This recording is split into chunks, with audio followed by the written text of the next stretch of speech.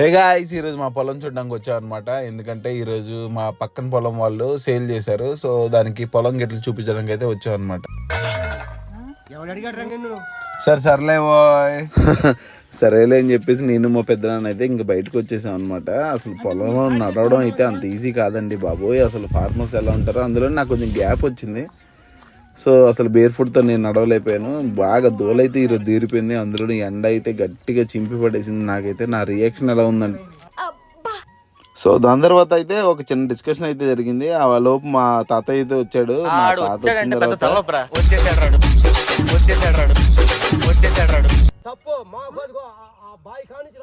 నీ పొలం మేము కొలుస్తాం, మాకేం అవసరం నీ పొలం కొలిచిందాక. నువ్వు కొలగాకు సామే.